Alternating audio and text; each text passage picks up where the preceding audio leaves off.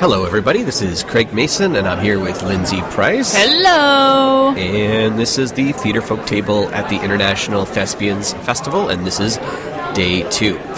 This morning, the first show was the 25th annual Putnam County Spelling Bee.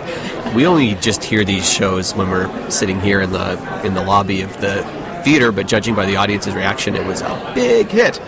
So all day yesterday, we were getting these kids from, where were they, Colorado? They were from Colorado, yeah. And they just kept coming up to the table and saying, just different kids from the same school, just saying, oh, this Michael has done all these monologues from your plays, and he's doing really well here. He's getting these callbacks. He's auditioning. He keeps coming, and they hadn't quite connected to the fact that the playwright who wrote all these plays was actually standing right in front of them. And when they said, well, hey, you should tell Michael to come by the table because I'm Lindsay and I would love to talk to him. So every hour or so, we keep hearing about Michael, and finally Michael arrived, and it was pretty exciting because he was using 4 monologues in his audition process, and 3 of them were mine. One from Hairball, one from Skid Marks, and one from the Bright Blue Mailbox Suicide Note. And because of using these monologues, and of course from his performance, he had already received 7 callbacks, which is pretty exciting. It's very exciting to hear someone doing so well with your work. Now, the other cool thing that happened was we have this new play called Somewhere Nowhere. And Lindsay has been developing this play for a year now, and it's gone through a few different productions. You may have heard us talk about it, And what we love to do is that we like to put the names of the casts that have helped out. Just as in a professional publication of a script, when you see the first cast, well, we do the same thing. The first cast of the plays that get done, if we can, we publish their names in the script.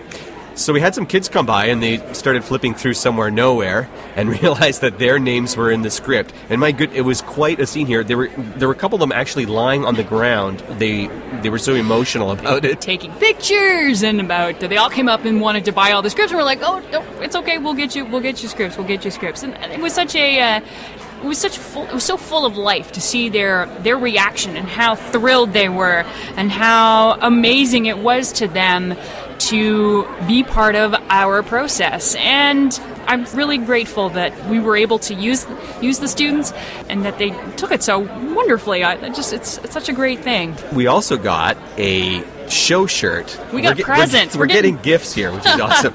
We got a show shirt from a school that is a Script Bank member, and they did 8. They did 8 plays. 8 plays out of the 10 plays they did were ours. And so I have the shirt, and it's got their whole season listed, and there's Among Friends and Clutter, and the Fried Kielbasa, and there are all these Theatrefolk plays, and they just had a really wonderful time at all different levels in their classes. They really maximized the use of the Script Bank. Absolutely. They used it for student-directed projects, for one-acts. For production. It was just, they used it the way that the Script Bank should be used, just loving theater, putting on theater over and over and over again. And I have to say, I think that's a record. I think from one school to do 8 of our shows.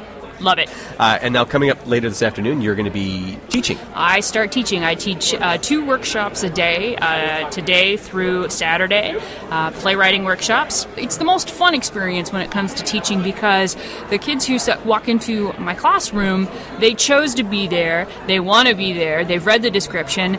9 times out of 10, they are writers who are just dying to get something done, and they're just the best people to work with because there's nothing funner than working with people who want to learn and who want to get better at what they do. And so that's it's always a fun experience to teach at the International Thespian Festival. So that wraps up our second day here. Tonight's show is going to be The Drowsy Chaperone. Started in Canada. Go Canada. Started in Canada. The school's not Canadian, right? The school is not Canadian. The show is Canadian. We'll take a small credit. All right. TD. See you tomorrow. We.